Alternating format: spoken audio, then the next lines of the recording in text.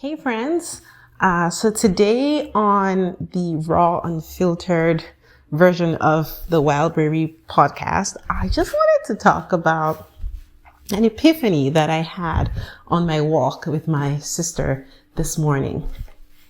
So if you know me well, you know that I do not like to fly. I don't enjoy flying at all. I do it because I have to, but I am gripping the seats from takeoff to landing. I just cannot wait until the plane lands and I have my feet firmly on the ground. And I've always felt kind of similar about cruises. Now, up until January of this year, I had never envisioned going on a cruise. It was not on my radar at all. In my mind, it was one of those things that was just like flying. Now, flying I had to do because, for business and pleasure, really, I had to get from one place to another. But cruises were totally optional, and I was not interested in trying them out. In my mind, because I don't swim, I felt like if I was accidentally thrown overboard, that was it. I was gone. And not to talk about the fact that you're literally in the middle of the ocean. And I've watched Titanic like 10 times. So I was not interested in cruises. But it so happened that there was a conference that was being put on, and it was going to happen on a cruise. Actually, not a conference, more like a retreat of sorts. And it was going to happen on a cruise. Now, the cruise, the retreat was already paid for because I was part of a program. And all I had to do really to be part of this retreat was show up. So I debated for the longest time if I wanted to go for this retreat. I knew it would be helpful, but man, just the thought of going on a cruise, it totally paralyzed me. I will be honest with you. The only reason I eventually went was because I had paid for it, and my Nigerian mind would just not allow me to forfeit that $1,500. I was like, man, I've paid for this already. I gotta get on that cruise and just, be bold. But I'll tell you the truth. Up until the day before, I was still asking and praying to God for signs. If you really don't want me to go, God, can you please show me a sign? There were no signs coming. And so I went, and I had the most amazing time. It was awesome. I cannot believe, when I got off the cruise, I could not believe that I had considered never going on a cruise. It was magical. It was relaxing.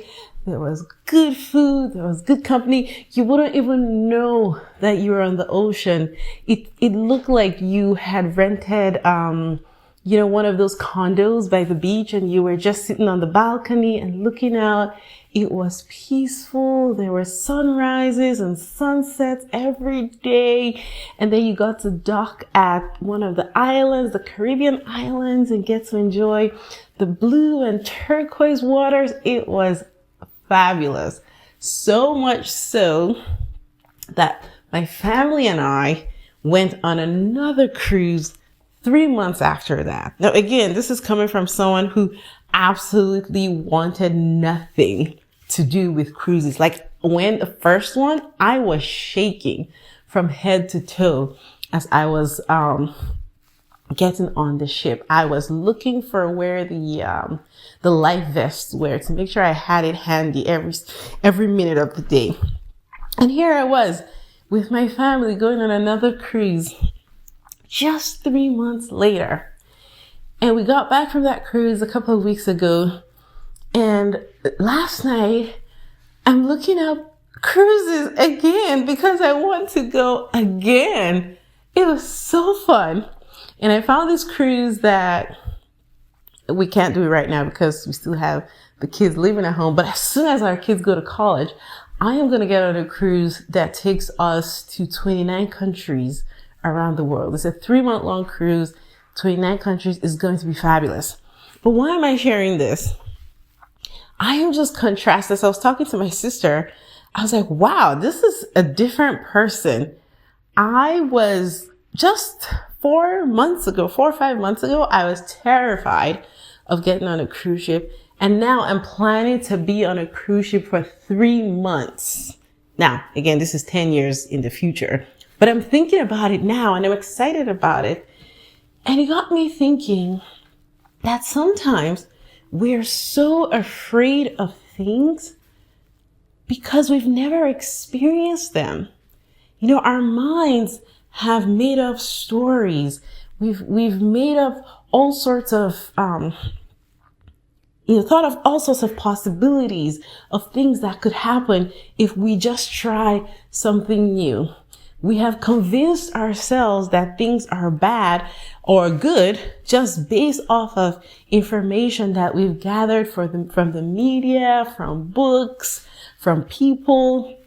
And having never experienced it ourselves, we have no idea if it's really as bad as everybody says it is, or if it's really as good as everybody says it is. And so it really, as I was talking to her, I was like, this really challenges me to think about other aspects of my life where I am totally afraid or totally opposed rather to trying something new, and to think about taking small steps of wild bravery to see if I actually wouldn't like it at all. And so rather than, sit back and make up my mind about certain foods or certain types of music or even certain types of activities, maybe I should just try it. I should take a step, experience some raw, wild bravery, and just try something new. Who knows? I might just like it. And that's just the thought I have today. Like, you never really know if you'd like something until you try it yourself. And that's been my experience with cruises.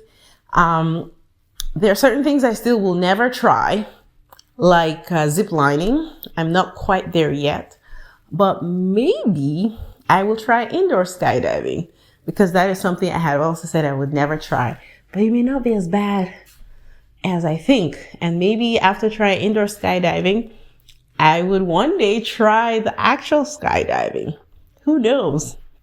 But I think it's all about taking baby steps and exploring wild bravery as we go. So what would you try that you've never tried before? What is it that you have thought, absolutely not, I will never ever do this. This is not for me. Nope. And you have no data or facts to back up why it is not for you. What is that one thing? And how can you just take a step of wild bravery and try it out to see if it's actually for you or not? Put it in the comments and let me know what that is. Bye, guys.